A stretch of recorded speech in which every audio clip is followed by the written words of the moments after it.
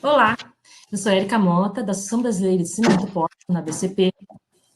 Esse aqui é mais um conteúdo do Todos pela Construção, seja muito bem-vindo. O Todos pela Construção é um movimento que está mobilizando profissionais, empresas e entidades para trazer conhecimento, disseminar experiências. E hoje nós vamos receber a Mariana Marchione. Mariana Marchione, ela é uma pesquisadora da Politécnico de Milano. Ela atua como consultora e projetista na área de drenagem urbana, principalmente com os pavimentos permeáveis. Foi engenheira da área de mercado da Associação Brasileira de Cimento Portland, com pavimentos permeáveis. Atuou na elaboração da norma brasileira de pavimentos permeáveis e também na de pavimentos intertravados. Além disso, ela é articulista do blog da Construliga. Vamos lá, Mari? Olá, boa tarde. Seja bem-vinda, Mari. Aqui é bom dia ainda, mas está tudo certo. Desculpa, bom dia. A Mariana está em Milão. Okay. E é um prazer, Mariana, contar com a sua participação num momento como esse, que eu sei que está super complexo aí, tanto para quem está em casa, trabalhando nessa situação, mas agradeço muito a sua participação, tá? Obrigada, imagina. Boa palestra. Obrigada, ok. Vou começar aqui. Estava vendo um pouco as pessoas que estão. A gente está com algumas pessoas, 38 online. Enfim, antes de começar meio o conteúdo, queria comentar que é um mundo novo, né? A gente também não está muito acostumado a fazer esse tipo de apresentação, então eu também estou dando aula online. E é muito estranho não ver o rosto das pessoas. Eu estou vendo aqui nos nomes algumas pessoas que eu conheço, né? Então, olá, Ursine, não sei se eu posso fazer isso, né? O Caiuca, olá, o Lincoln, a Juliana. Então, estou muito obrigado, Jéssica, né? Eu vi várias pessoas aqui que eu conheço os nomes, então, legal. Vamos começar aqui. Eu preparei um conteúdo para essa palestra meio que quase introdutório, porque para falar um pouco no geral desse assunto, né? Um assunto que tem muito que falar, obviamente, mas a ideia dessa palestra, até pelo tempo, era uma coisa, né, introdutória, um pouco falar dessa problemática.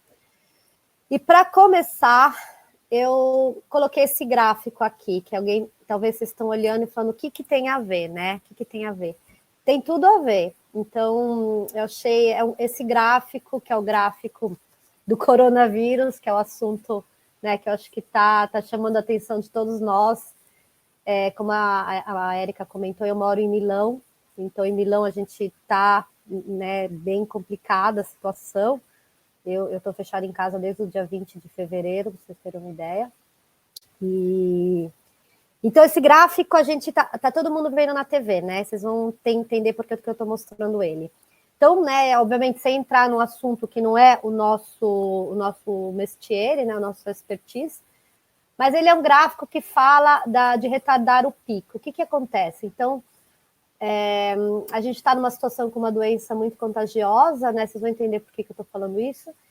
E muita gente fica doente ao mesmo tempo. Muita gente fica doente ao mesmo tempo e o hospital não dá conta. Se você olha o gráfico, ele tem esse pico vermelho, né? E o hospital consegue atender a linha tracejada. Então, o que acontece? Todo mundo que fica por cima daquela linha tracejada não vai ter um atendimento hospitalar adequado. E mesmo aqueles que teriam chance de melhorar, não podem acabar não melhorando porque não tiveram atendimento. Esse que é o problema nessa situação que a gente está vivendo. Então, tudo isso que eles estão fazendo, que é de fazer ficar em casa, é justamente para você diminuir esses contágios. Se você olhar os dois gráficos, pode ser que no fim do período, o número de pessoas doentes seja igual. Só que você tendo diminuído essa curva de contágio, você faz com que o hospital consiga atender. Então, você vê que o gráfico menor, ele não passa muito da linha tracejada, o que significa que quem for no hospital vai encontrar o atendimento. E é o que está acontecendo já em Milão, né? Em Milão, a gente está com uma situação constante, praticamente, né? Mas os hospitais estão atendendo, não estão cheios. Inclusive, teve alguns hospitais que eles até já fecharam departamentos que eles tinham deixado só para Covid. Então, essa questão de diminuir a curva. E você está falando, o que isso tem a ver com o que eu vim aqui falar? Bem, tem tudo a ver com esse gráfico seguinte. Esse é um hidrograma, né? Um hidrograma É um gráfico que mostra a vazão por tempo, né? Eu aqui, das pessoas que estão assistindo é interessante fazer uma palestra quando você não conhece todo mundo, eu não conheço o background de todo mundo que está aqui, né? Sem dúvida, o Orsini sabe muito bem o que é um hidrograma. Não sei se todo mundo sabe, por isso que eu peço desculpas para quem, né, isso sabe muito bem, enfim. É um gráfico de vazão por tempo, né? Então, a vazão que seria a vazão da água da chuva, então chove, vira vazão. Não toda a água da chuva vira vazão, mas uma parte importante, que pode ser de 5% até 95%, mais ou menos, dependendo do tipo de superfície. Então, esse gráfico você pode fazer no que a gente chama a seção de fechamento da bacia. Então, é um gráfico que eu poderia, por exemplo, medir no final do lote o ponto que o lote descarrega esse escoamento na galeria. Como posso fazer esse gráfico na seção onde toda a contribuição da bacia, então, por exemplo, toda a área de uma cidade contribui no rio. Então, na seção final do rio, naquela área urbana, por exemplo. E aí, então, você faz esse gráfico dessa vazão por tempo. O que é a linha vermelha, né? Que, se vocês verem, é igual a linha vermelha que a gente fala do COVID sem as medidas. É a linha da área urbana. Então, numa área muito urbana, a gente tem um solo impermeável em grande parte. Então, a maior parte da água da chuva vai virar escoamento, ela não é infiltrada. E a gente tem isso numa velocidade muito alta, porque se você pensar, por exemplo, as árvores, elas seguram um pouco da água da chuva, né? Se você está chovendo, terminou de chover, você passa embaixo de uma árvore, você vê que grande parte da água fica na árvore. Você balança a árvore, cai as gotas. Então, quer dizer, a árvore tem esse efeito, né? Toda a vegetação, toda a topografia vai funcionando para segurar um pouco essa vazão. Quanto mais lisa é a superfície, né, falando não tão tecnicamente, mais rápida é essa vazão. Então, o que acontece? Numa área densamente urbana, né, com poucas árvores, poucas depressões para fazer segurar essa água, ela vai ter uma vazão muito alta, muito rápido. Então, é o tal do pico. E o que acontece? Vamos pensar que também aqui tinha uma linha tracejada, que nesse gráfico não está desenhado, não estou dizendo a linha verde, mas uma linha de limite próprio da drenagem. Pode ser o limite que a galeria consegue receber. Então, se a galeria que é ligada a um lote, né? Então a galeria que vai escoar a água da chuva, ela tem um limite de vazão. Se chega uma vazão muito maior que aquela que ela foi projetada, o que vai acontecer? Essa galeria entra em pressão. E é quando a gente vê a água saindo da boca de lobo, a gente vê a água saindo dos postos de inspeção, aquilo quer dizer que a galeria entrou em pressão, porque não conseguiu dar conta desse pico. No rio, a mesma coisa, o rio tem uma vazão que ele consegue escoar, aquela vazão típica do alvo do rio. Se entrar uma vazão muito alta em um curto espaço de tempo, por causa de um evento de chuva, né, um evento de precipitação, ele também não dá conta, e aí tem inundação no curso do rio. Então, o que a gente fala quando a gente fala de manejo sustentável de águas pluviais? Então, aí a gente chega no nosso ponto do seminário, é diminuir o pico. Por isso que eu falei que é a mesma coisa da curva anterior. A gente quer diminuir o pico. A gente quer que o pico da vazão, o valor mais alto da vazão num evento de precipitação, seja bem menor do que aquele que a gente está observando na área urbana. Que a gente chama, inclusive, de situação antes da urbanização, a situação como era antes de você ter, né, a área impermeabilizada, a gente ter todos os prédios, a gente ter menos árvores. Então, a drenagem sustentável, o manejo sustentável, o que ele fala como conceito? Ele fala em criar uma série de medidas e uma série de ações na bacia para diminuir esse pico. Ações que incluem filtração, quando inclui filtração, então a gente está realmente diminuindo o volume de água, né, na seção, porque essa água não vai chegar no ponto da onde a gente está medindo o hidrograma. E ações também de retardar. Então, seriam, por exemplo, que a gente chama os piscinões, as piscininhas. Né? O que eles fazem? Eles retardam. Aquele volume de água que fica acumulado no reservatório, ele vai ir para o rio, eventualmente, ele vai ir para a seção, né, da galeria, mas ele vai depois que parou de chover, 1 hora depois que parou de chover, 2 horas depois que parou de chover, justamente retardando o pico e dando a possibilidade do sistema da cidade dar vazão sem criar os problemas, né, que pode ser todos os problemas decorrentes das enchentes. Então, eu quis aproveitar, assim, eu normalmente não começo esse tipo de apresentação com o gráfico do hidrograma, mas eu quis justamente para vocês verem que quando a gente fala de sustentabilidade, né, a gente fala dessa questão de reduzir o pico, ele pode ser aplicado para o que a gente está falando agora dos hospitais, ele é aplicado na drenagem, ele é aplicado, inclusive, quando a gente fala de usar os recursos naturais, né? Então, se você usa tudo muito rapidamente, aquilo não consegue, não é sustentável, né? Em vez disso, se você consegue diminuir, você cria uma situação de sustentabilidade. Então, toda a questão do manejo de sustentável de águas pluviais, ele pode ser resumido com esse gráfico, né? Então, esse gráfico de abaixar o pico e fazer com que o sistema nosso consiga dar vazão a essa água sem danos, né?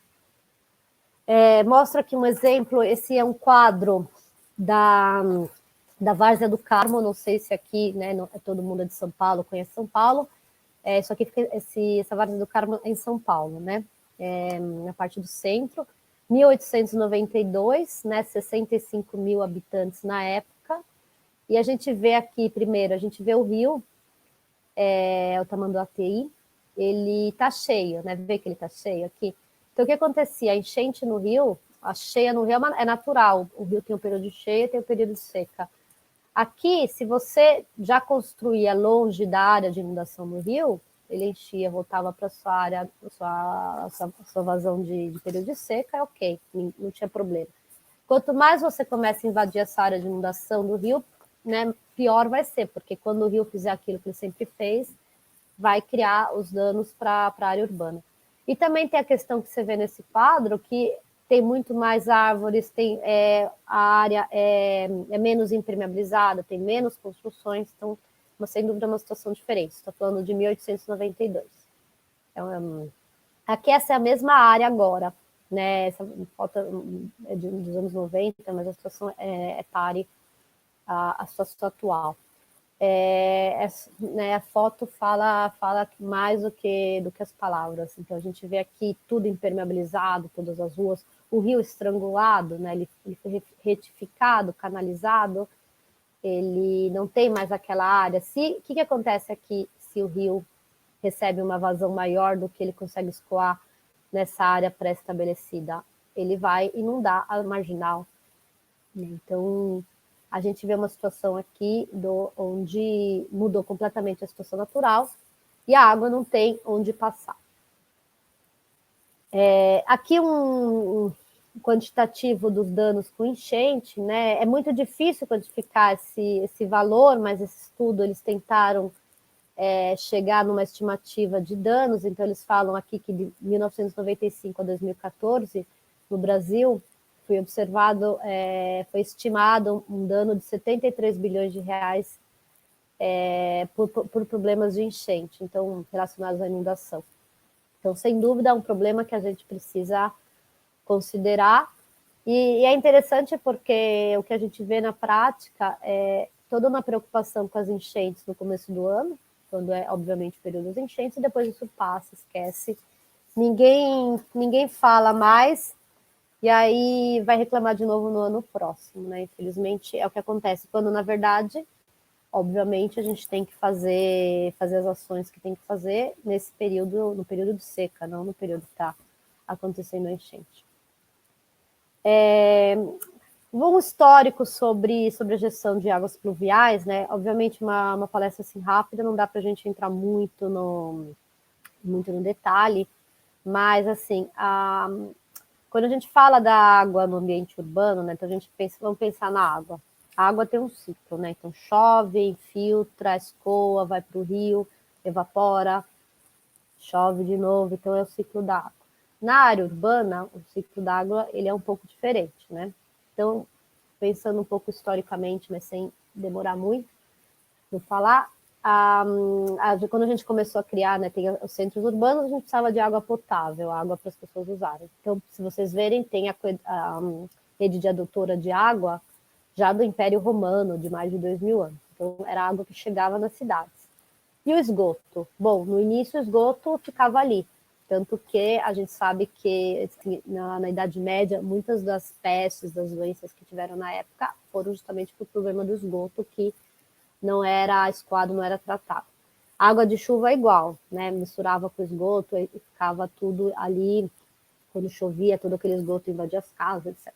Então, no começo, começou a se pensar no escoamento do esgoto e, eventualmente, na drenagem. A gente chama isso do primeiro, antes da década de 70, a filosofia a gente chama higienista. Ou seja, a água da chuva, ela era considerada um risco de saúde pública. Aliás, ela era um risco de saúde pública. Então, ela tinha que ser, o mais rapidamente possível, levada para longe dos centros urbanos. Então, a gente vê aqui as ruas, né, são feitas de forma de acumular água na sarjeta, entrar na Boca de Lobo e pela galeria, né, vocês vão vendo nas fotos, eventualmente chegar no curso d'água, até indo, e aí seguindo junto com o curso d'água nos rios mais importantes e vai embora. Então, a gente falava em coletar, convergir para um único ponto central. É uma coisa interessante que a gente não pode hoje, tem que tomar cuidado hoje, julgar aquilo que foi feito quase 100 anos atrás, né? Menos 100 anos atrás, mas enfim, na década de 70 não é 100 anos atrás. Mas assim, por quê? Aquilo naquele momento era talvez o que era melhor ser feito, porque quando você tinha uma situação onde tinha problemas de saúde pública, cólera, teve epidemias de cólera, muita... que eu tô vendo alguma coisa de trovão. Travou. Sim, eu conheço. Agora que eu achei o chat, gente. Olha só que maravilha. Tô vendo vários comentários, agora que eu vi. Ok. Esse documentário é muito bom de assistir também, Beatriz. Enfim, então não quero julgar quem chegou nessa questão da higienística, porque na época era o que fazia sentido. Eventualmente o tempo foi passando e foi percebendo que você não podia pegar toda essa água suja e jogar fora, né? Levar para longe, você não estava resolvendo o problema. Então começou a se falar de tratar, né? Tratar o esgoto. Aqui na Europa é um pouco diferente do Brasil em geral, porque aqui na grande maioria a gente tem o sistema unitário, que se chama, ou seja, a água da chuva e o esgoto escoam pelas mesmas tubulações, pela mesma tubulação, se junta tudo e depois se trata, teoricamente, tudo, né? No Brasil, a gente tem a rede separada, ou seja, a gente tem a galeria e a água negra. De uma outra parte, a água do esgoto mesmo, do banheiro, tudo vai de uma outro tubo. A gente sabe que na prática não é assim, que no Brasil também acaba misturando tudo. E hoje, né, a partir da década de 90, se fala na gestão sustentável. Antes de falar dela, então, a gestão, né, a gestão que fala simplesmente de afastar essas águas do centro urbano, então, quais que são os principais problemas que criam, né?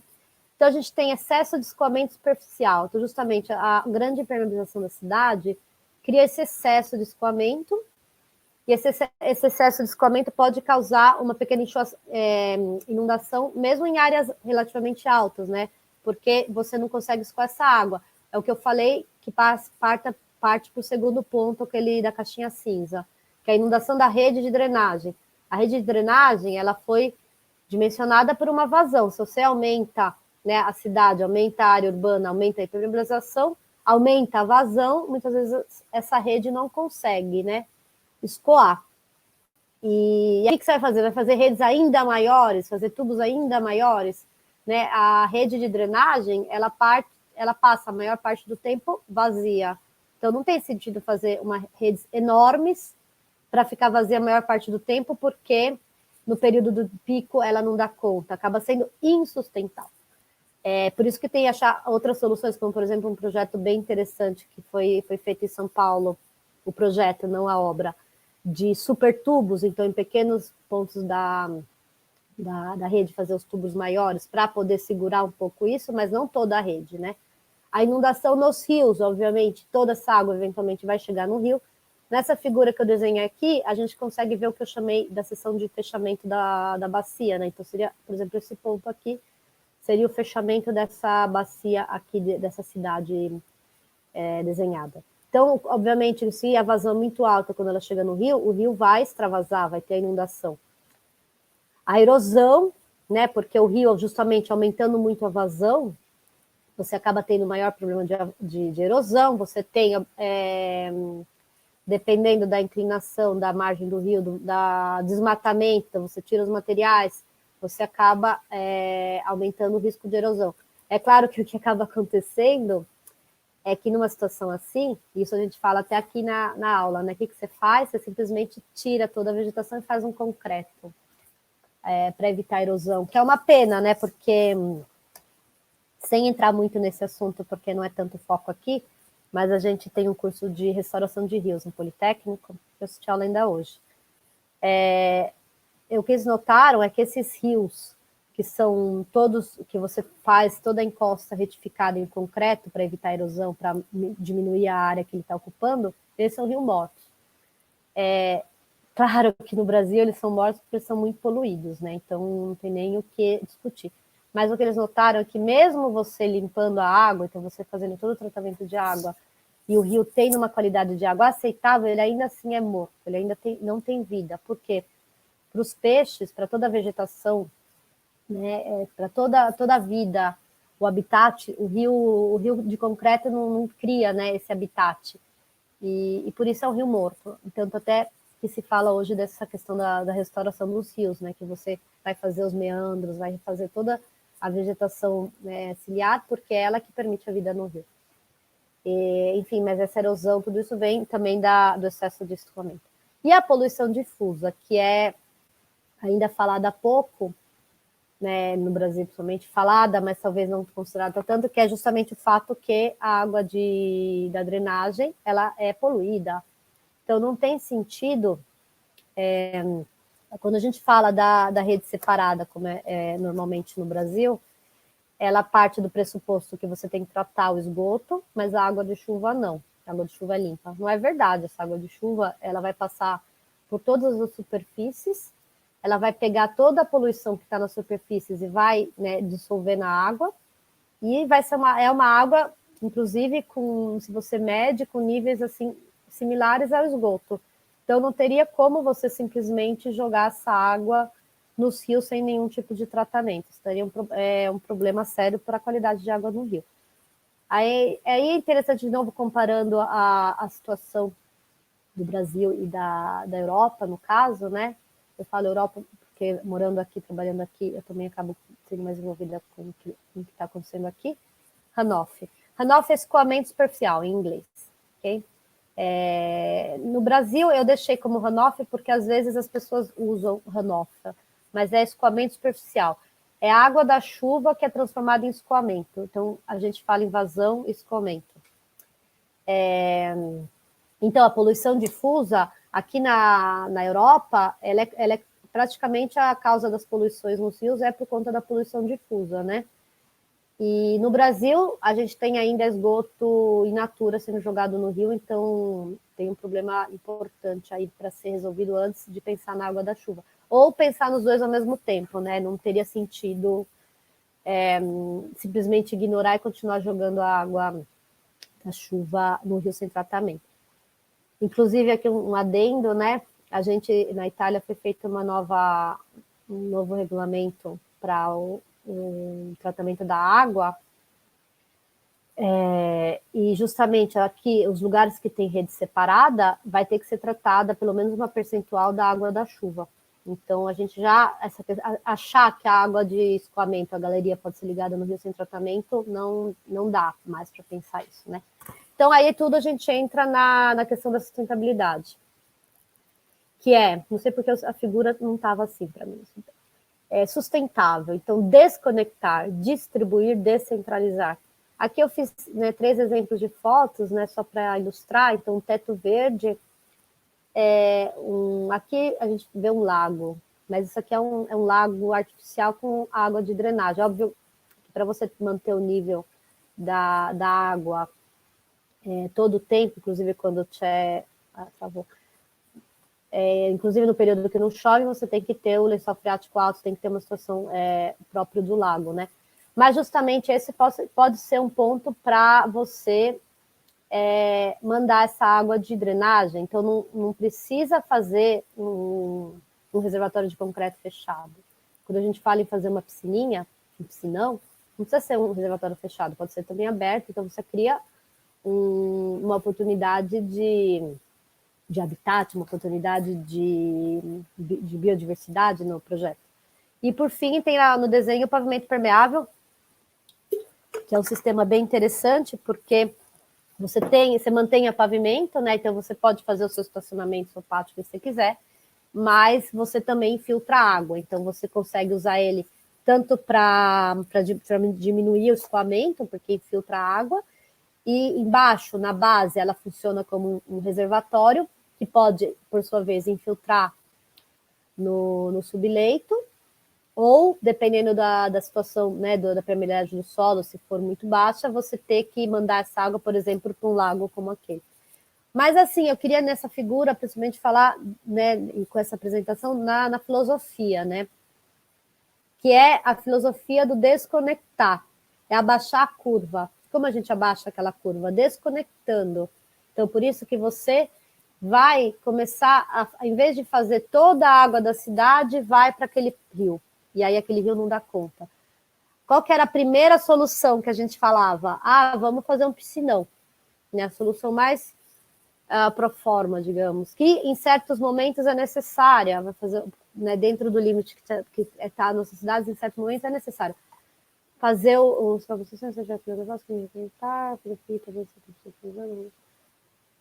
para todo mundo travou ou só para mim? Porque para mim eu vejo normal, né? E a minha internet é boa. Mari, Oi. Pode deixar o chat, eu cuido aqui, não precisa ficar lendo não, que depois eu não consigo. Deixa eu atrapalhar. Tá, não, desculpa, não é que eu fiquei preocupada do travando, tá funcionando para você? Não, isso é uma conexão, cada pessoa tem ok. Não, porque a minha internet é bem alta. Okay. Então não olho mais o chat. Tá bom, pode continuar aí. Okay. Enfim, então, assim, você faz aquele piscinão grande, enorme, né, que fala... Então, tem enchente em uma parte, obviamente na várzea, na parte mais baixa da bacia, então faz um piscinão enorme, que nem o São Bernardo do Campo, fez um piscinão enorme embaixo do Paço Municipal, foi o prefeito inaugurar, né, uns meses atrás, que é a solução mais pro forma. Você pega toda aquela água, põe no piscinão e depois, aos poucos, ela vai sendo bombeada no rio. Não é a obra mais sustentável do ponto de vista energético, do ponto de vista de espaço, do ponto de vista de qualidade de água. Então, e se ao invés da gente pegar todo esse volume de água que chega na várzea e fazer um grande piscinão, não, você vai aos poucos desconectando, você vai distribuindo essa água da chuva, e aí você tem o que a gente chama de gestão sustentável. Se vocês olharem o plano de bacias de São Paulo, ou plano de bacias assim, de outros lugares do Brasil, muitas vezes tem como solução a construção de vários piscinões, um número absurdo de piscinões. É um custo enorme, mas alaga ainda, não tem que ler. Pois é. Porque só fazer o piscinão não vai resolver o problema em tudo. E como lembra aquela tela que eu mostrei dos problemas da enchente, né? Não é só... Tem a enchente no rio. O Paço Municipal de São Bernardo é um rio, né? Ele tinha um rio lá. Né? Eu sou de São Bernardo, por isso que eu citei lá. Meus avós contavam que lá eles pescavam, onde tem o shopping, onde tem o Paço. Então, é claro que a água se alaga ali, mas também tem a inundação da galeria, né? Então, a inundação da galeria não necessariamente acontece na várzea. O que a gente precisa é desconectar. E aí, os SUDs, né? O que a gente chama, em inglês, né? Sustainable Urban Drainage Systems, né? Em inglês, às vezes, também chamam de BMPs, que é Best Management Practices. Em português, a gente escuta em sistemas de drenagem sustentável, manejo sustentável de águas pluviais, que foi o nome que eu escolhi para a palestra. A gente também escuta infraestrutura verde. Eu odeio esse nome, porque para mim é um nome muito marqueteiro, honestamente. Toda vez que tem... Eu, às vezes, acabo usando dentro do contexto porque as pessoas entendem, mas eu não gosto porque é muito marqueteiro, infraestrutura verde. Por que verde? Né? Às vezes é cinza feita de concreto, às vezes é verde porque tem planta, mas não tem sentido esse nome, né?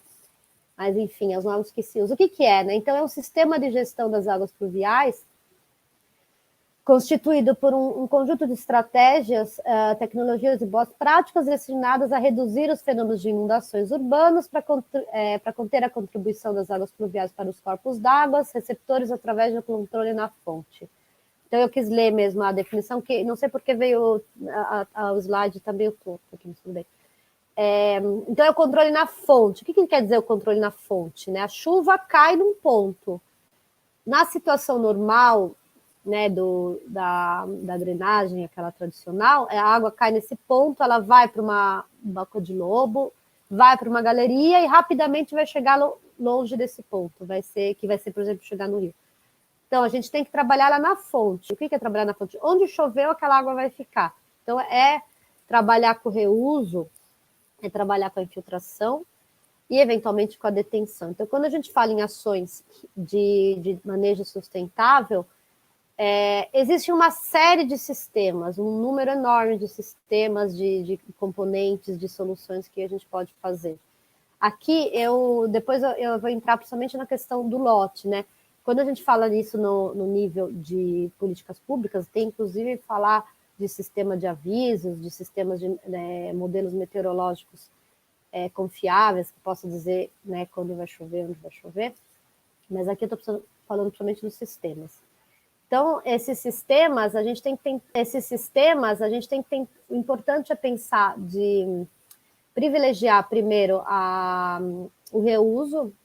Então, o reuso ele é ótimo, porque ele vai pegar aquela água, vai usar ela no próprio lugar onde choveu e vai diminuir o consumo de água potável. Então, o reuso é muito interessante. A drenagem, então, quando a gente fala do sistema de drenagem sustentável, a gente tem que falar em quantidade de água, qualidade, amenities, que a tradução seria assim, oportunidades de criar um lugar melhor, ou seja, oportunidades de, com o sistema de drenagem, você criar, por exemplo, quando você cria um lago, você permite uma recreação, você permite ganhos assim, de qualidade para o seu projeto.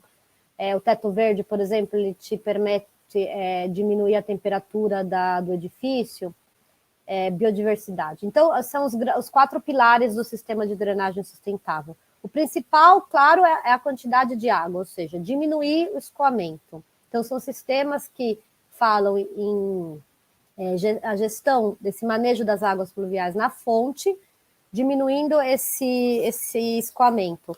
Qualidade, então são sistemas que muitas vezes pensam também na qualidade. O próprio pavimento permeável, por exemplo, ele vai promover uma filtragem dessa água que vai melhorar a água que chega no escoamento. E, por exemplo, o próprio, né, uma trincheira com um pedrisco, tudo isso vai melhorar a qualidade da água. E a questão dos amenities, que é uma palavra muito difícil de traduzir com uma palavra em português, e o biodiversidade. São 2 coisas muito legais, porque eu gosto de falar que, quando a gente fala em manejo sustentável de águas pluviais, as águas pluviais, elas têm que ser consideradas como um recurso. A água é um recurso, a água é vida, a água é uma, assim, as civilizações foram feitas perto dos rios, próprio porque a água é um recurso. Por que a gente vai pegar essa água e afastar, enquanto a gente pode usar ela, né? Aqui são os principais componentes desses sistemas. Então, existem uma série de sistemas. Eu, particularmente, fico sempre um pouco... sou contra leis e regras, enfim, que forçam o sistema. Tem que fazer isso, tem que fazer teto verde, tem que fazer pavimento permeável, tem que fazer reservatório de detenção. Eu acredito principalmente em falar que é necessário diminuir o escoamento, é necessário fazer a gestão da água da chuva no lote. Para essa apresentação, eu estou focando principalmente naquilo que acontece dentro do lote e não pensando tanto na política urbana como um todo, né? Mas, assim, não focar em fixar um sistema, mas conhecer todos esses sistemas e ver quais são os melhores sistemas para cada situação. Pensando que a gente tem o reuso, né? A gente tem sistemas de infiltração, então pode ser a trincheira, pode ser o jardim de chuva, pode ser, inclusive, um poço de infiltração, que depende, obviamente, da área que você tem disponível. As superfícies permeáveis, então, aproveitar a área de um pavimento, a área de um pátio, para infiltrar água, mas também para fazer o seu estacionamento, né, que muitas vezes precisa na obra. Sistemas de escoamento, então aqui uma trincheira, os reservatórios de detenção, que a gente fala no reservatório, na mini piscininha, né, ou na piscininha, no reservatório de detenção, e pensa automaticamente numa obra feia, um reservatório de concreto enterrado com uma bomba, né, para estação de elevação. Desculpa, às vezes eu confundo o italiano. Uma estação de elevação dessa água, dessa vazão, quando, na verdade, você pode, inclusive, veja na foto, um lago, né? Então, é bem interessante, assim, eu acho que o principal ponto desse pouco tempo que a gente tem aqui hoje, né, é ver que você está fazendo um sistema sustentável para o geral da bacia, porque se todos os lotes implantarem esse tipo de coisa, esse tipo de sistemas, você diminui a inundação como um todo, mas você tem um ganho para o projeto, né? Tem um ganho para o projeto. Dá para fazer projetos muito legais, muito bonitos dentro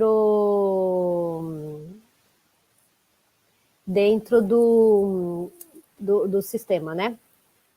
Aqui um exemplo, eu peço desculpa, eu acabei não traduzindo essa tela, mas assim, a gente começa, então, falando, né, dos tipos de sistema que a gente tem, então a gente pode ter o reutilizo da água, né? Você tem a redução do escoamento através das paredes verdes, dos tetos verdes, do próprio reuso, que vai diminuir esse escoamento. Você tem aumentar a detenção da água de chuva, então aumentar o tempo que essa água vai ficar no terreno. Aí, lembrando de novo do gráfico, do hidrograma que eu mostrei no começo,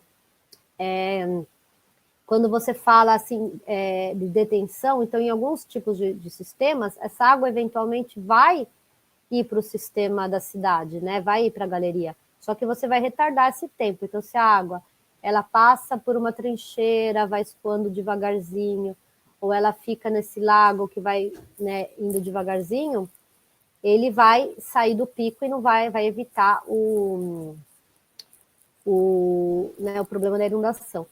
Também as questões de tratamento de água, então a própria wetland construída, que é um sistema que imita, né, a gente fala construída porque a wetland é um sistema natural, e a gente imita essa situação natural, onde você vai ter um tratamento da água, né, a biorretenção, então você faz o tratamento da água através da vegetação.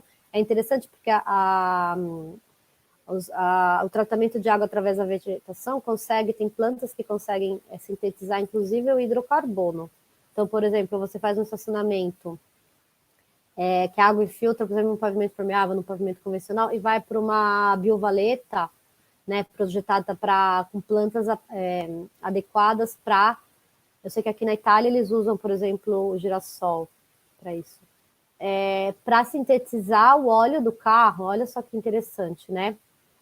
Trata água de esgoto, mas também poderia ser para água de stormwater, né? Água da chuva.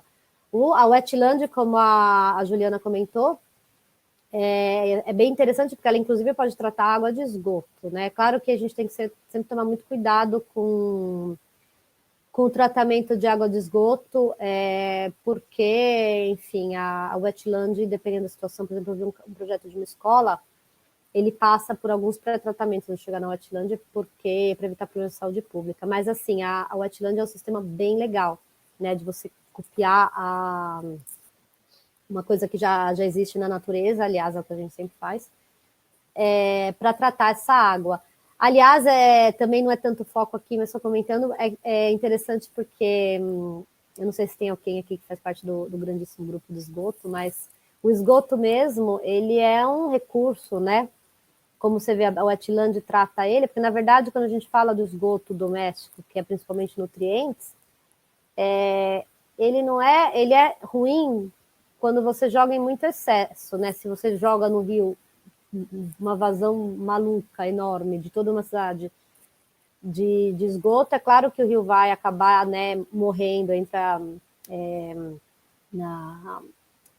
num processo anaeróbico, enfim. Agora, o esgoto, ele é um recurso, você pode criar energia do esgoto, você pode criar gás para cozinhar, você pode usar na agricultura. Aqui em Milão, a água do esgoto tratada, ela não é tratada tanto e justamente é usada depois na agricultura. Então, olha só, né, você vê, eu acho que a ideia, seja do manejo das águas pluviais, que é o que eu comento aqui, mas, inclusive, o manejo das águas como um todo, é ver como um recurso, né? A gente tem que ver, inclusive, o esgoto, inclusive a água de chuva, o esgoto, tudo como um recurso. Dos últimos quase 5 minutos aqui que eu tenho, então, assim, na prática, mais 2 minutos, ok. Então, você como faz isso para aplicar isso, né? Então, toda a parte da drenagem, ela tem que estar inserida dentro de um plano diretor de drenagem. Então, toda a cidade teria que ter um plano diretor de drenagem, onde é feito um estudo detalhado de todas as bacias, as vazões, etc., da cidade, né, da área urbana, e justamente com base nesse plano, você decidir como atuar, que pode ser através do próprio Código de Obra, né, das legislações ambientais. As legislações do uso do solo são muito importantes, porque toda essa questão que eu comentei da legislação, por exemplo, para a gestão local da água da chuva, normalmente está inserida no Código de Obras, então vai ser aquela redução de vazão, vai ser falar que tem que fazer reuso, tudo isso está dentro do Código de Obra, né? Então, justamente, o Código de Obras, ele fala de limitar a área livre de pavimentação, que isso é uma coisa que tem quase em todos os códigos de obra, tem, mas ainda dentro da questão da drenagem, ela é muito inicial, assim, ela não te dá uma, como fala, ela não resolve o problema, o passo avante seria a restrição de vazão, então você diminuir a vazão que pode sair do terreno, limitar, que é o que já tem, por exemplo, em alguns códigos de obra no Brasil, a exigir o reservatório, então você exigir que uma parte dessa água fique dentro do terreno, ainda que é muito interessante, é muito complicado, eu particularmente não gosto quando exige o reservatório, mas deveria, em algum modo, dar outras alternativas, o próprio pavimento permeável é um reservatório. Para concluir aqui, então, o manejo sustentável das águas pluviais é essencial, porque se a gente não mudar o modo de fazer a gestão das águas pluviais, vai ter cada vez mais enchentes. Mostraram muito no começo desse ano aquela enchente que teve em Belo Horizonte, né, onde mostraram justamente onde tinha um rio que foi todo canalizado, e aí teve uma enchente terrível ali. Sim, se a gente continua afogando os rios, né, continua construindo, impermeabilizando, a situação vai ficar sempre pior. É importante ter legislação e regulamentos no tema, sabe? Não dá para a gente ser ingênuo e achar que as pessoas vão saindo fazendo teto verdes e coisas não sustentáveis se não tiver legislação no tema, porque, inclusive, se for mais caro, as pessoas não vão fazer, na grande maioria, tirando exceções. Então, tem que ter legislação. Quando uma pessoa vai fazer um projeto de manejo de águas, né, o ideal é você privilegiar, em primeiro, o reuso, né, a cisterna, que seria, mas justamente pegar a água, por exemplo, do teto e reutilizar, depois infiltrar e, por último, retenção, que é a detenção, né, detenção, que é segurar essa água e liberar na rede aos poucos. E não se limitar a um tipo de sistema. Então, é interessante que o próprio arquiteto, né, por mais que o projeto desses sistemas venha fato de um engenheiro ou civil, um engenheiro hidráulico, é importante que o próprio arquiteto, já no começo, tenha esse pensamento, né? Porque senão vai acontecer, dando exemplo, alguns códigos de obra falam, tem que ter um reservatório X e tem que ter né? E aí o que acontece? Se o projeto já chega para o engenheiro fechado, assim, não tem como depois, não é o engenheiro que vai se inventar sistemas assim mais digamos, novos, entendeu? Então é importante já partir do começo da concepção do projeto, né? A utilização desse tipo de sistemas. Eu agradeço a atenção. Aqui os meus contatos, para quem quiser depois pedir, né, ter mais informação. Eu tenho o blog da Liga também, eu vou ver se eu consigo nos próximos dias fazer um post no blog com justamente essa apresentação, e aí, enfim, é isso, obrigada. Obrigada, Mariana. Nós temos agora uns 10 minutinhos aqui para perguntas, então eu vou fazer algumas que vieram pelo chat. Ok. Mas, assim, até para iniciar, você acompanhou bastante aqui no Brasil, inclusive a norma, né, o desenvolvimento de norma de pavimentos permeáveis, e você consegue vislumbrar uma outra realidade aí na Itália, né? Como que você vê, assim, a possibilidade da gente chegar num desenvolvimento de estruturas mais sustentáveis, como as que provavelmente você consegue ver aí? Você vê um caminho para isso por aqui? Laura, antes de tudo, é engraçado, porque a gente às vezes tem uma ilusão no Brasil que aqui é tudo resolvido, tudo perfeito. Eu não sei, eu acho que tem algumas coisas que sim, que é melhor, que é mais avançado, não sei, mas tem coisas que não. Por exemplo, no próprio pavimentação permeável, que aqui usa bastante também, né? Mas eu acho que está bem similar com o Brasil. Aqui não tem uma norma ainda. Foi engraçado porque a norma foi um trabalho um pouco nosso da BCP, não digo eu, Mariana, mas toda a BCP, o Cláudio, enfim. E aqui não tem, né? Então é uma coisa que, inclusive, eu tive contato com umas pessoas esses tempos que estão tentando fazer uma norma aqui. Mas, assim, eu acho que, em compensação, o que aqui é muito diferente é a questão da gestão da água. Olha, a sua pergunta é uma perguntona, né? Porque é difícil. O Brasil tem um longo caminho, porque quando eu falo de manejo sustentável de águas pluviais, né, a gente fala, por exemplo, de água da poluição difusa, né? Aqui na Itália, a gente está, para fazer um exemplo bem real, bem prático, não sei nem se eu poderia falar, mas beleza, vou falar. A gente está fazendo uma consultoria para uma cidade para adequar para uma lei nova aqui da Itália, que a gente está falando justamente de tratamento de água de chuva. E é uma preocupação que no Brasil é importante pensar, mas a gente está muito longe, porque, né, desculpa quem não é de São Paulo, que eu acabo dando muito exemplo de São Paulo, né, porque eu sou paulistana, não me odeiem. Mas São Paulo descarrega o esgoto não tratado no rio Tietê, né, o esgoto de Guarulhos quase todo, né, vai direto para o rio. Então a gente tem uma estrada muito longa ainda para se fazer no Brasil, para chegar nesse ponto de como fala, de chegar ao que está chegando aqui. Como? Aí é uma perguntando, não sei, né? Não sei, a gente teria verdade, de tudo, né? Eu vejo, porque inclusive até colocaram aqui nos comentários, né, que tem muitos estudos, então tem muitos cases pontuais e estudos dentro das universidades, né, e a gente mesmo acompanha alguns cases muito pontuais, né, então a ideia assim, é como você vê uma disseminação, como a gente pode lidar com isso? Olha, tem que ter lei. A legislação de São Paulo é recente, e acho que é um exemplo disso, né? Queria que você falasse um pouquinho sobre isso. Olha, eu acho que tem duas coisas. Tem que ter lei, porque, como eu comentei, não adianta achar... A gente queria viver no mundo dos ursinhos carinhosos, onde todo mundo se abraça e voa coraçãozinho, mas não é assim. Se não tiver lei, não vão fazer, não tem jeito. Agora, tem lei. Por exemplo, aqui na Itália mesmo, foi feita uma lei o ano passado, 2017, de drenagem. Não pensar que aqui é diferente que no Brasil, olha, porque eu já fui em reunião sobre essa lei, que é guerra de faca, né? Aqui as pessoas também estão apanhando para conseguir atender a lei. Agora, o problema no Brasil, que eu acho que talvez acontece menos que aqui, é que tem a lei e tem a lei que é seguida, né? Muitas vezes a lei...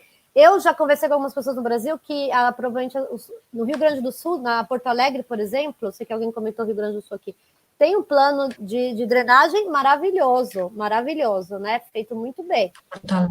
Depois, no Rio Grande do Sul, em Porto Alegre, você tem o Tucci, né? Que é uma das pessoas de hidráulica mais conhecida no mundo inteiro. As pessoas aqui conhecem o Tucci, principalmente o Tucci, né? Mas, assim, se a lei não é seguida, a lei de São Paulo da piscininha é muito vaga. A lei nossa aqui, para você ter uma ideia, tem uma lei que fala que não é o uso de ocupação do solo, é só de drenagem. Chama invariância hidráulica e hidrológica. Eu até, olha, quem quiser interesse aqui, como a gente está no mundo virtual, eu vou mandar para vocês pelo chat, invariância hidráulica Lombardia. Eu vou mandar o link da lei, quem tiver interessado pode depois ver esse link aqui que eu mandei pelo chat. Se abrir. Okay. Essa é a lei aqui é uma lei sobre drenagem, né? Ela tem 50 páginas. E a gente lá no Politécnico, vira e mexe, está metendo pau nessa lei porque falta coisa, falta informação. No Código de Obras de São Paulo, a gente tem meia página falando sobre esse assunto. Entendeu? Como vê, Laura, o Lincoln está perguntando aqui. Como tratar a legislação para piscinas como legislação? Na Itália já trataram essa lei? Então, aqui é o que eu estou falando, né? Não tem uma lei, tem essa lei que... Allora, a primeira coisa, aqui na Itália, a Itália é dividida em regiões, então cada região tem a sua lei. Aqui na Lombardia tem uma lei, na Emília-Romanha tem uma lei diferente, na Vêneto tem uma lei... Então, é uma lei regional, né? Regional. Então, como inclusive é no Brasil, né? Que é lei no estado de São Paulo, etc. Mais ou menos a mesma coisa. A lei aqui foi a lei mais nova de 2017 da Lombardia. Eles têm que implantar só em construções novas. Então, quando ele pergunta sobre condomínios já existentes, condomínio já existente fica como está, a não ser que seja feita uma reforma muito grande, que é a mesma coisa que está em algumas leis que eu vi do Brasil, né? Você só faz isso em construções novas, não em construções que já são existentes. A implantação tá indo, não é fácil, né? Eu acho que agora sim, eu acho que o caminho é ter legislação. Eu acho que a legislação, da mesma forma que a norma é um organismo vivo, aqui a gente já está no terceiro texto, eu acho que, sabe, você aplica. Eu diria que as principais, as do Brasil, o que eu vejo é uma simplificação muito grande, e essa simplificação faz com que ela não seja respeitada. Por exemplo, em Brasília, no Rio de Janeiro também, tem uma lei que fala todo estacionamento tem que ser feito com pavimento permeável. Descer do Rio. Em Brasília fala toda via de condomínio fechado tem que ser... Eles jogam assim umas leis que não tem nem muito como depois verificar, e fica muito complicado, né? Então, eu acho que tem... A lei, ela per se... Eu fui num congresso na Inglaterra, a mesma coisa, a lei da Inglaterra desse assunto é um pouco mais tem alguns anos a mais que a Itália. Eu estava indo na BCP, aliás. E a mesma coisa, eu fui numa reunião na Inglaterra com várias prefeituras que eles falavam, ok, foi feita essa lei, como a gente vai implantar? Então, eu acho que a estrada isso aí a Érica é especialista nisso na BCP, né? Que, assim, você não basta na prefeitura, né? Tem que ter uma legislação, tem que saber como essa legislação vai ser implantada e como essa legislação vai ser, como isso vai ser verificado, vai ser... se vai ter multa, enfim, tudo isso é um processo difícil, não é só escrever, não é só dar canetada, né? Dar canetada é fácil, escrever uma lei é fácil, mas você ter esse entendimento é difícil, né? Deixa eu ver as outras perguntas aqui. Eu vejo, então eu tenho que ler a pergunta, Mari. Se você responde e depois fica no vídeo. Sim. Então, perguntando se você tem algum material sobre o método de pulsação para dimensionamento de reservatórios. E também tem uma pessoa aqui que falou sobre a questão da cisterna, que ela queria saber um pouco mais. Sobre o uso na própria fonte, se cisterna é uma alternativa. Ok, Laura, vamos por partes aqui. A cisterna, claro, é uma alternativa. A cisterna é o reservatório, né? Cisterna é o nome que usa né, de reservatório. Sim, é claro que é na fonte, porque... Obrigada, Francisco Barbosa. Quando você... O que quer dizer usar na fonte? Na fonte é onde choveu, né? Simplesmente. Então, se você pega essa água da chuva, coloca numa cisterna, que é um reservatório, banalmente, e depois usa para fazer a descarga do banheiro, para irrigar, enfim, para esses usos que a gente costuma falar de água de chuva, absolutamente um uso, e como eu comentei, inclusive na lei daqui da Itália, ele fala que é para privilegiar nessa ordem o reuso primeiro, porque o reuso te dá a possibilidade de diminuir o consumo de água potável. Então, tem dois ganhos. Agora, é interessante, porque, como eu falo, nem tudo é perfeito. A lei aqui fala, privilegie reuso. E basta, é uma frase, assim, solta no meio do texto. A gente fez um estudo no Politécnico, né, esses dias, onde se comparava um projeto fazendo reuso e fazendo simplesmente o reservatório, a mini piscininha. O reuso, ele estava saindo, e eu não ponho minha mão no fogo pelas contas, porque não foi eu que fiz as contas, foi um aluno, mas enfim. Ele chegava a quase 100 mil euros mais caro colocando reuso, né? Mas, assim, sem entrar nos valores, porque eu mesmo acho que o aluno errou, fica mais caro usar o reuso. Então, assim, você fala, ok, privilegia o reuso, mas você não é obrigado a fazer. E aí, se fica muito mais caro, a pessoa não vai fazer, entendeu? Então, eu acho que é isso que também é uma coisa da ter atenção. Mas, sem dúvida, a cisterna é um sistema muito legal. Todos os cuidados que tem que ter, né? Você tem que, primeiro, é uma coisa que você tem que saber projetar para poder saber, né? Ainda que, assim, algumas cisternas para reuso de água de chuva tem um sistema onde a água, se ela fica vazia, você enche com água da água potável, enfim, para você ter sempre a água. Você tem que fazer a tubulação diferente, tem que tomar cuidado de não misturar as tubulações, porque tem sempre o risco que a água da chuva, mesmo aquela do teto, ela pode ter algumas poluentes, então você tem que... Não é água potável, então não pode ter torneira onde as pessoas vão beber, enfim. Mas é um sistema, sem dúvida, algo muito bom de ser feito. Né? A qualquer outra. Tem uma última pergunta aqui que a gente tem que finalizar. No exemplo do corredor de Horizonte que você citou, o rio está canalizado, já está canalizado. Nesse caso, uma das ações seriam como bacias de contenções a montante? Ok, espera, esse é o link, Laura. Posso só dar um óleo aqui? Um olho nas perguntas? Ok, olha, a primeira, aquele Felipe que você leu a pergunta, mas eu não respondi. Material para dimensionamento de reservatórios. Eu tenho um material, me manda um e-mail, depois eu te mando. Posso pôr meu e-mail aqui? Sim, tem na tela, você deixou na tela, mas pode pôr aí também. Ok, mas como vai? A apresentação você deixa disponível? Isso crescendo, esse evento está sendo gravado, então vai ficar no YouTube depois, no canal Todos pela Construção. Todo mundo vai poder acessar. Perfeito. Ok. Eu passei meu e-mail, acho que inclusive é um e-mail diferente da que eu fiz na apresentação, deixa eu falar. Eu passo, ok. O piscinão, olha, Francisco Barbosa perguntou, sempre achei que os piscinões não ajudam, mas resolve, qual seria outra solução? É difícil falar assim, olha, o piscinão não ajuda, mas não resolve. Laura, é difícil, assim, quando a gente fala tecnicamente, às vezes eu não gosto quando seja tudo para o céu ou para a terra, entendeu? Porque o piscinão, ele resolve. Naquele ponto que ele foi projetado, muitas vezes ele não vai resolver na jusante, né? Enfim, então o importante é ter um projeto integrado e saber que o piscinão, ele é uma solução que ele é muito cara, ele tem uma manutenção complicada, então por isso que a gente tem que pensar 2 vezes antes do piscinão. Sim, sem dúvida, na pergunta do corredor de BH, o rio já está canalizado. Agora, é interessante falar que tem alguns projetos, inclusive no mundo, que a gente fala, né, de restauração de rios, onde rios canalizados foram abertos, né? São projetos normalmente caríssimos, então é complicado, é quase um sonho. Aqui na Itália, aqui em Milão, tem um projeto que está sendo falado faz muito tempo sobre essa coisa de abrir o canal. Não sei se vai sair ou não. Bom, agora não vai sair, porque a gente aqui vai entrar numa crise dura, né? Mas, sem dúvida, a solução nesse caso é você trabalhar na montante, porque o canal está ali, a capacidade dele está ali.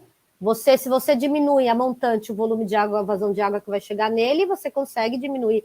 Agora, é claro que a gente eu quis ligar essa apresentação, como eu sabia que era mais pessoas de construtoras, tudo, principalmente as ações do lote, que você vai diminuindo a montante, porque se você vai trabalhando todos os lotes, você vai trabalhando até chegar no rio, né? Agora, sim, não é uma situação banal, porque para você achar a solução mesmo, você teria que fazer uma análise em toda a bacia, todas as vazões, todos os cenários. Lembrar que você não tem como resolver 100%. A gente está falando de um fenômeno natural. E pode ser que qualquer obra de engenharia vai ter uma validade, entendeu? Então, dependendo... Você faz todo o projeto pensando num projeto que a gente chama de 50 anos de retorno, por exemplo. E aí pode acontecer que tenha uma chuva que vai ser tão mais forte que aquele dia vai inundar. Por isso que a gente também precisa ter medidas não estruturais, do tipo aviso meteorológico, onde diz, olha, gente, daqui 2 horas vai ter uma chuva pesada, todo mundo fica em casa, entendeu? Isso é uma gestão, entendeu? Então... mas sem dúvida isso, acabou. Falei. Legal. Mari, você está muito italiana. Pela sua contribuição aqui. Acho que a grande mensagem é, sem dúvida, que não existe uma única solução, né? Exato. A integração de diferentes é importante, então acho que é importante também se conhecer esses sistemas de maneira sustentáveis, né? Então, acho que um pouco do intuito desse vídeo é a gente mostrar que tem outras soluções, sim, e que cada uma é adequada para cada situação, não é mesmo? Muito obrigada, Mariana. Nada. E enfim, tem o meu contato, eu vou ver se eu faço no blog um post sobre isso quando eu tiver tempo, que infelizmente nesse período não está fácil, mas é isso aí. Obrigada, gente. Muito obrigada. Obrigada a todos, esse foi mais um conteúdo do Todos pela Construção, um movimento que é idealizado e realizado pela Eto Soluções, a BCP, Construliga, SNIC e Sebrae. Obrigado pelo convite de novo, obrigada, Eliana, também. Um abraço, gente. Um abraço, tchau, tchau.